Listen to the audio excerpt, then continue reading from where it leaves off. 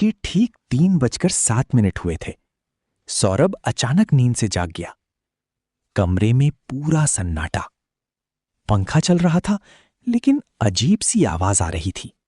टिक टिक टिक। वो उठकर बैठा और घड़ी देखी। 3:07। ये हरामखोर पंखा अभी ही खराब होना था। वो बड़बड़ाया। तभी टिक दरवाजे पर किसी ने दस्तक दी। सौरभ जम गया। इतनी रात को कौन आएगा? उसका घर शहर के किनारे था, आसपास कोई पड़ोसी भी नहीं। फिर से टिक टिक टिक। इस बार थोड़ा जोर से। कौन है? उसने डरते हुए पूछा। बाहर से कोई जवाब नहीं आया, सिर्फ हल्की सी खरोंचने की आवाज, जैसे कोई नाखून से दरवाजा रगड़ रहा हो। सौरभ के गले में कुछ अटक गया। उसने धीरे धीरे दरवाजे के पास जाकर झिर्री यानी की होल से झांका, और वहीं उसकी सांस अटक गई।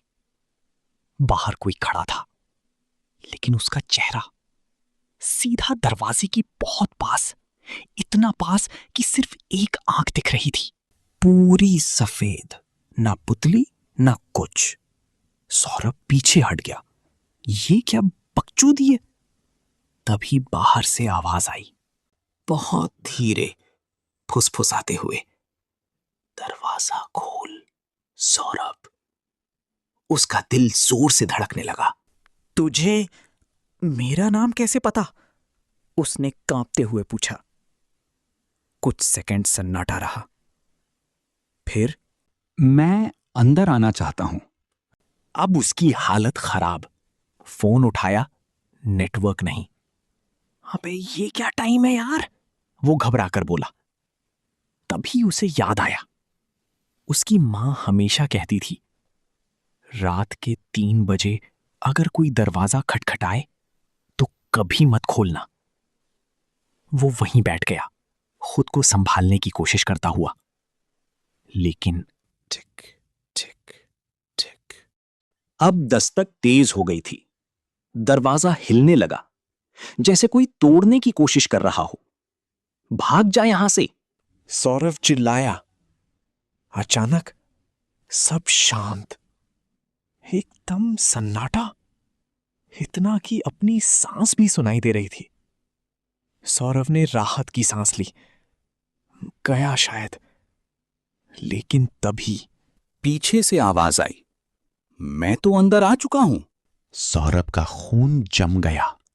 वो धीरे धीरे मुड़ा और देखा, कमरे के कोने में, अंधेरे में, वही सफेद आंख वाला आदमी खड़ा था। लेकिन अब साफ दिख रहा था, उसका चेहरा टेढ़ा मेढ़ा, जैसे किसी ने मरोड़ दिया हो। मुंह कान तक फटा हुआ और अंदर पूरा काला। वो धीरे धीरे उसकी तरफ बढ़ने लगा।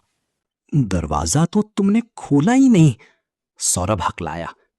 वो चीज हंसी, एक गंदी टूटी हुई हंसी। मुझे दरवाजों की जरूरत नहीं होती। सौरभ पीछे हटते हटते दीवार से टकरा गया। तू क्या चाहता है? वो उसके बिल्कुल सामने आ गया, इतना पास कि उसकी सड़ी हुई बदबू महसूस हो रही थी। फिर उसने फुसफुसाया, बस तुम्हारी जगह। अगले ही पल लाइट बंद, पूरा अंधेरा, सिर्फ एक चीख। अगली सुबह पुलिस आई। दरवाजा अंदर से बंद था, खिड़कियां भी बंद। लेकिन सौरभ गायब था। कमरे में सिर्फ एक चीज मिली। दीवार पर खून से लिखा था, अब मैं यहां रहता हूं। और नीचे एक उंगली से बनाया हुआ निशान, जैसे कोई बाहर निकलने की कोशिश कर रहा हो। उस रात के बाद जो भी उस कमरे में रहता, उसे ठीक 3:07 पर दरवाजे पर दस्तक सुनाई देती। और अगर कोई पूछता कौन है, तो बाहर से आवाज आती, मैं सौरभ।